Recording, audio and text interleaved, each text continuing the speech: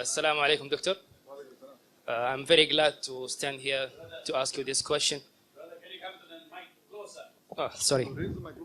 Is that clear? Like this, is it clear?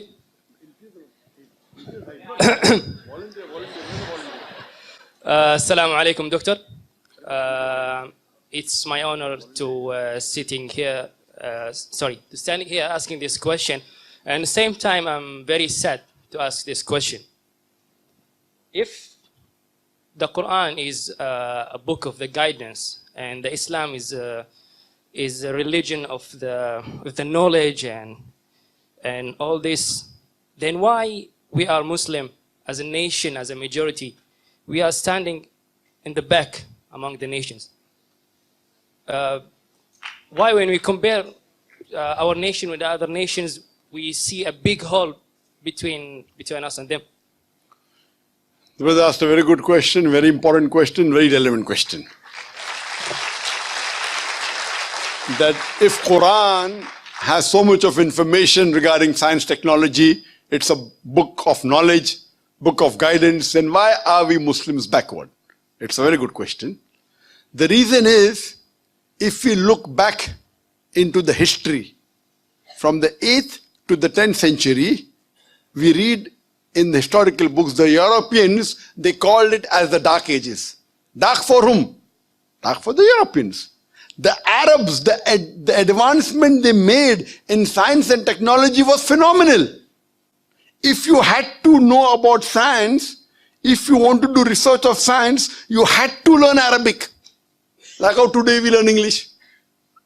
At that time, the Muslims were on top of the world because we were close to Quran and Sunnah. Today, the reason the Muslims are backward is because we are far away from Quran and Sunnah. So Quran is not to blame, you and I are to blame.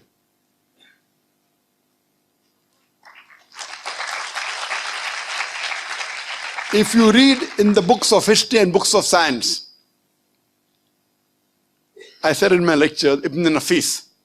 Ibn Nafis, 600 years after the Quran was revealed, was the first to describe the blood circulation. In a textbook, we know about William Harvey, we don't know about Ibn Nafis. So two reasons is there. Number one, Muslims have gone away from Quran Sunnah. Number two, media. You know, media also plays a big role in it. In our textbook, in my school, I never heard about Ibn Nafis. After when I did research, I came to know. In my textbook was mentioned William Harvey. The first person who drew the world map of the world was Al-Idrusi. In 1154, he was a Muslim. Do you know the numbers that we have? 1, 2, 3, 4. What's it called? What's it called? 1, 2, 3, 4. What is it called? Say loudly. Arabic numerals. How we have Roman numerals? 1, 2. Arabic numeral. Why? Because 0 was first introduced by the Indian. The Arabs took it up, put a decimal point, and we have the Arabic numerals. If you know about Al-Tusi, he was the one who discovered the Pythagoras theorem, which we learn in school. We learn Pythagoras theorem, we don't know the name of Al-Tusi. The square of the hypotenuse is equal in a triangle. The square of the hypotenuse is equal to the sum of the other two sides of the triangle. Do you remember or you've forgotten? You remember, na? MashaAllah, good student. Who was the person who discovered it? Now you came to know, correct? Better late than never. Al-Tusi, Muslim. Trigonometry, we learn trigonometry. Who is the main person of trigonometry? Al-Biruni.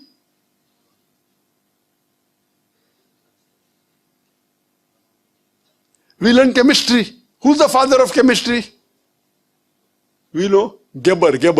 It's not Geber, it is Jabir ibn Hayyan. They want to, change the name, westernize it. Geber. So Geber looks like a westerner. Sounds like a westerner, correct? It is Jabir ibn Hayyan. He is the father of chemistry, wrote more than 200 pages, 2000 pages. He was the first who distilled alcohol. Alcohol comes from the Arabic word al-gul. Alcohol is Arabic. Al-gul meaning evil spirit. He distilled it. How many people know about Al-Kindi? At the time when Newton, who's the biggest scientist in the world history, Newton said all laws are absolute. Al-Kindi said no, all laws are not absolute, they are relative. Later on, Albert Einstein came. All have heard about Einstein. How many of us have heard about Al-Kindi? The two brothers, Muhammad Ahmad and Hassan Shakir, they told the area of the earth from an angle at the Red Sea. At a time when we didn't even sure whether the earth was spherical or not. At that time they told the area of the earth which was quite accurate. If you read about Ali ibn Abbas, he wrote 2,000 pages on medicine. If you know about Ali ibn Sina, Avicenna sounds like a Westerner name. It's Ali ibn Sina, Aristotle of the East. You can keep on giving examples. Muslims were on top of the world because we were close to Quran and Sunnah. Today, we are far away from the Quran and Sunnah. That time, if you wanted to get advanced in science and technology, it was compulsory you learnt Arabic. Arabic was a language on top of the world. Today, where is it?